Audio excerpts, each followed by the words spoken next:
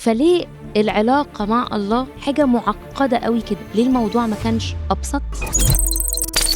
ليه خلق الإنسان نفس وروح وجسد؟ ليه الروح حاجة مش ممسوكة؟ ليه الله روح لكن خلقني أنا في جسد محدود؟ فليه العلاقة مع الله حاجة معقدة قوي كده؟ ليه الموضوع ما كانش أبسط وأسلس؟ اوكي وببساطة إنه أبقى عارفة إني أنا مخلوقة عشان يبقى ليه علاقة بيه. ماشي.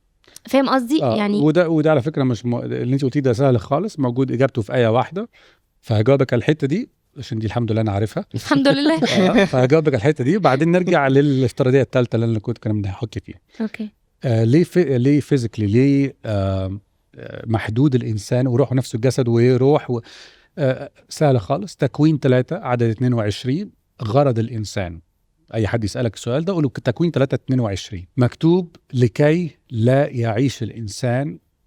I think العربي الترجمه مظبوطه، لكي لا يعيش الانسان وحي الابد. افتحوا معايا لو تقدروا تاكدوا اللي انا بقوله بالعربي ده صح، عشان انا عايز اتكلم بالعربي. لكي لا يعيش الانسان ويحيا الى الابد.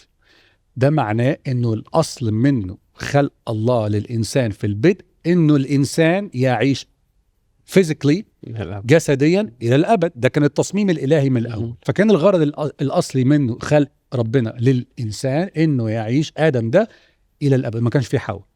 يس. وهنيجي لها الحته دي كلام على ادم. ده كان التصميم، الانسان ده يعيش الى الابد فيزيكلي.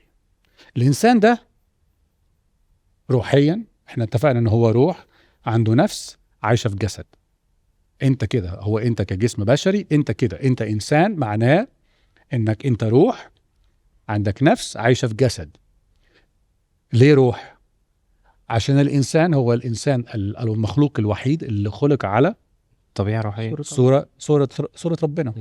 وبنعرف من يوحنا 4 مع نقاشه مع السامرية، بنعرف من أماكن تانية كتير الله روح والذين يسجدون له فبالروح والحق ينبغي أن يسجدوا. صراحة كده الله روح. ده اللي بيخليه إنه مش محدود بالجسد. لأن أنت لو محدود بالجسد حضرتك، أنا النهاردة شادي موجود معاكم فين؟ في مصر بنصور في مصر الجديدة في المكان الجميل ده مع الشباب الحلوة دي. ينفع أكون موجود في كندا في نفس الوقت أو في أي حتة تانية؟ ما أقدرش، أنا محدود. الله روح مش محدود.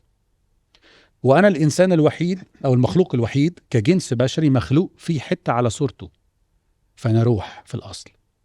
واضح إنه الروح وقتها كانت بتتلاقى مع روح الله طبعا بشكل أسلس وأسهل وأوضح بكتير. أيوة. والخطية هي اللي جت أفسدت ده بالظبط. وهنتكلم في الحتة دي كمان شوية صغيرين خالص. أوكي. في الافتراضية بتاع السؤال ده. أوكي. فنرجع بقى، فده سهل خالص. فعرفنا ليه حدد، عشان نجاوب على السؤال بوضوح أكتر، ليه حدد إنه الإنسان الجسدي ده يموت والروحي هو الأهم. لأنه أنا هقول جملة صعبة شوية فكروا فيها وهنرجع للافتراضية.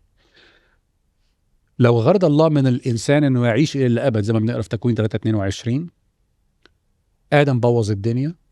فإيه اللي حصل؟ أدات في الوقت ده بالذات آدم أصبح منفصلا روحيا عن ربنا زي ما بنقرأ في الكتاب.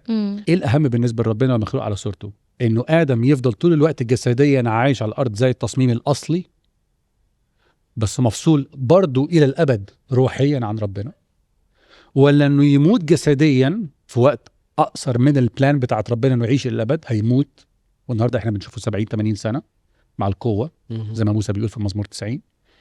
وروحيا يحيا للأبد. أنه الأهم إنه يحيا روحيا للأبد ويموت جسديا، ولا يفضل عايش جسديا في الأرض اللي إحنا فيها دي طول الوقت مفصول روحيا؟ الروح يحيا روحيا. أوكي. فده إجابة السؤال بسهولة خالص. الله روح، إحنا روح، عايزين نكون مع ربنا. ده الغرض من المسيح يجي على الصليب، رجع العلاقة مرة تانية بعد ما إحنا بوظناها عشان نفضل مع ربنا. هو ده التصميم الأصلي، إنه الله خلق الإنسان مع بعض.